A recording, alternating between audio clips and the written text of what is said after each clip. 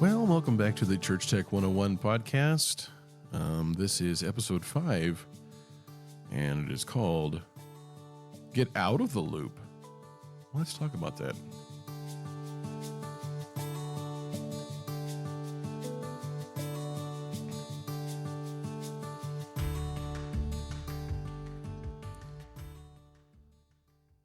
When I'm watching TV with my wife and we see a show or something, and there's a live sound system, it always happens. Somebody steps up to the mic and instantly there's a woo. And it makes me crazy. That sound is so bad that that's become just like a standard, like this, the mic is on. It ranks right up there with people walking up to the mic and whacking it with their hand to see if the system is on.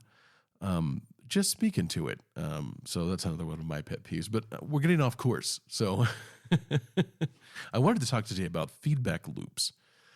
And a lot of times it's just called feedback, but I like feedback loop. And the reason I do is because it is descriptive when I'm teaching about what feedback is, because it is actually a loop.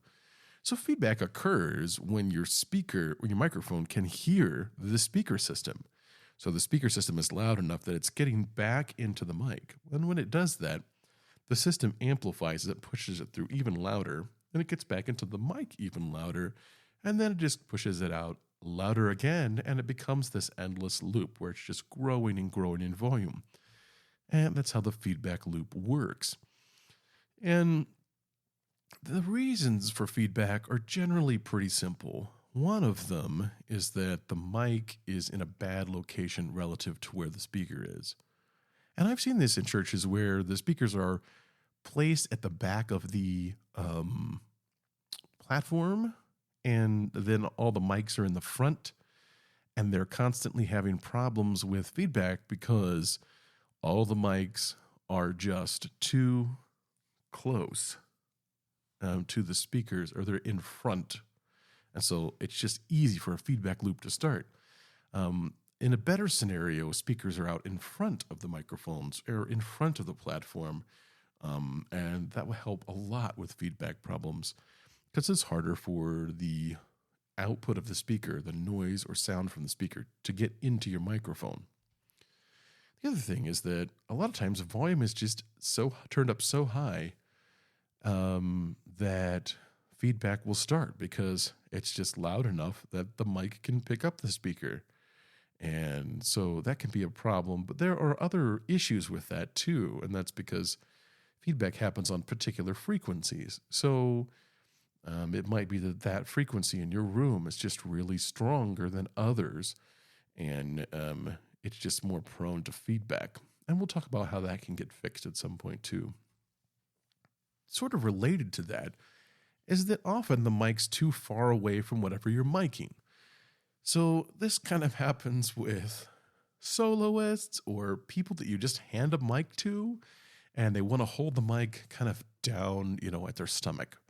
And it's kind of like a magic stick. If I'm touching it with my hand, it will pick me up. But people don't understand how a mic works. And so I tell soloists or singers, I say, hold your mic right below your chin like it's a glass of water, and you're about to take a drink of it. And I think that's a good thing. It kind of gives an angle. Some people will say, eat the mic, which means hold it right in front of your mouth. And I don't really have a problem with that.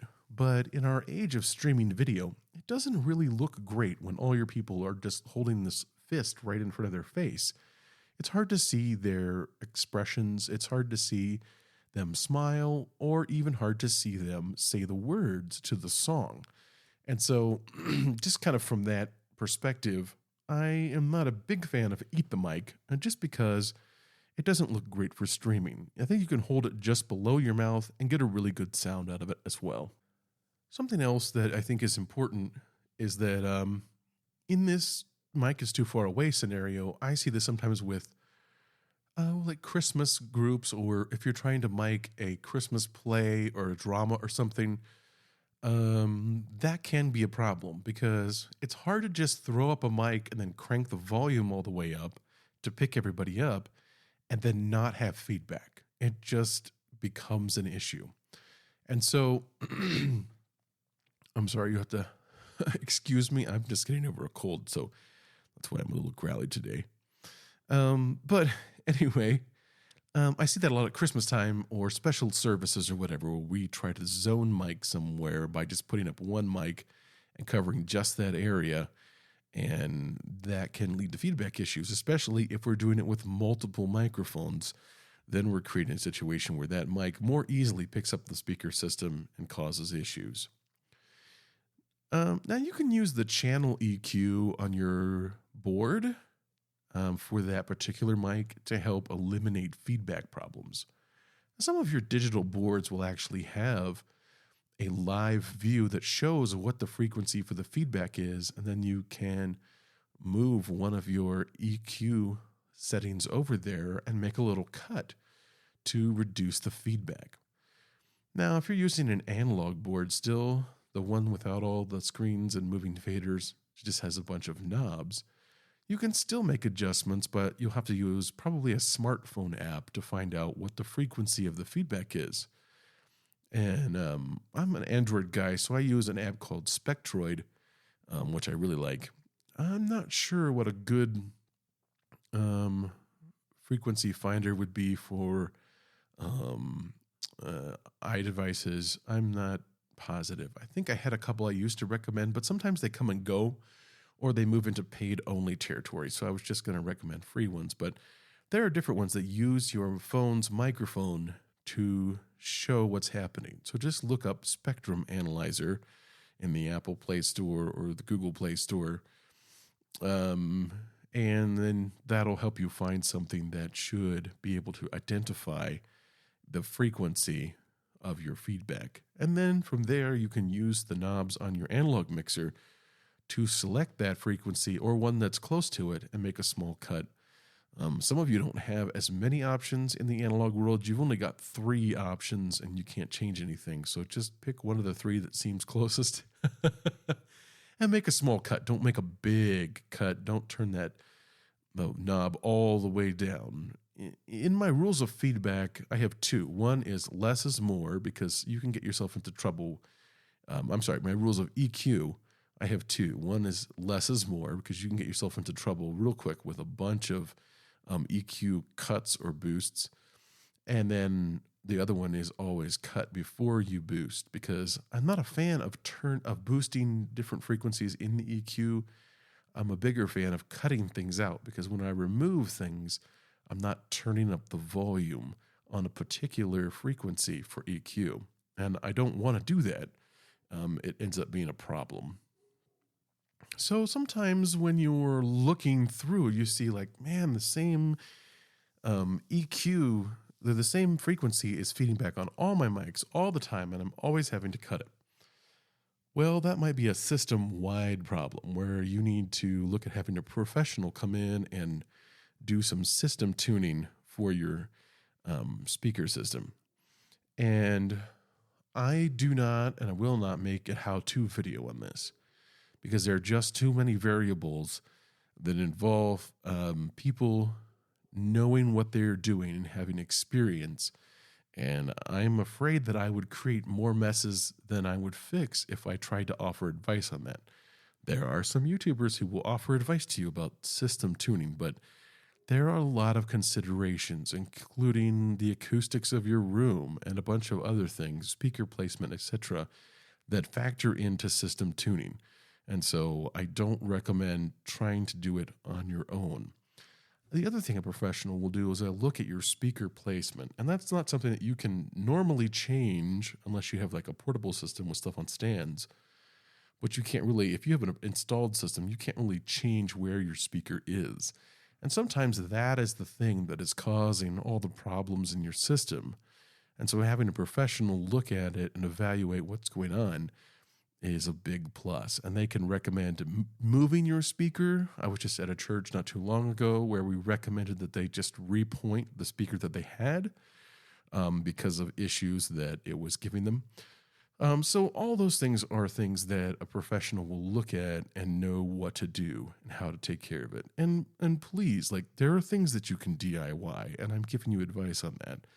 but know when you need to call somebody in to take a look at that. So I also wanted to mention that I have a video about this on my YouTube channel. Proclaim AV is the name of the YouTube channel, called 4 Feedback Fixes. And just kind of a quick walkthrough of some of the things that we've talked about today, but with a more visual format, and a feedback demonstration, a couple other things thrown in there. The YouTube channel has a lot of good resources on there. And so I would highly recommend that you check it out. Anyway, I hope that is helpful. And again, the system tuning is more important than I think people realize. I was just at a church, not too long ago, I guess, and they had deleted the tuning on their system. Somebody had gone in and tinkered with it and didn't know what they were doing. And the system sounded terrible. It was basically unusable until I came back in and I figured out what had happened. And I was able to retrieve the file from the original system tuning and put it back in there from the guy who had installed it originally. And all of a sudden, the system became good again and worked fine and was usable. And so that's stuff that once it's done, it's basically transparent to the system. It doesn't need tinkered with or played with or changed. It needs to be set up once properly and then not messed with by the user. Because when you change system tuning stuff, you change everything in the system, and it can be a serious issue. The other time you'll want to have somebody come back in and look at system tuning is if you have changed something in your auditorium. So I was just in an auditorium where they had pulled carpet off the walls and put drywall up. Well, that is a major acoustical change in your space. Or I've been in situations where people have replaced the speaker system, and they were still using the same old system tuning and EQ settings from the old speaker system. Well, that's a major part of your system. It's going to change everything. You need to start over from scratch with a new tune and new EQ for all the channels. It's like installing a new system. And so having somebody there to look at that is worth your time. Anyway, I feel like I've kind of rambled on a bit in this episode, but I hope that it's useful information. And please don't let feedback become something that is just part of your service, but take actions to make things better. Anyway, hope you have a great day, and we'll see you on the next episode.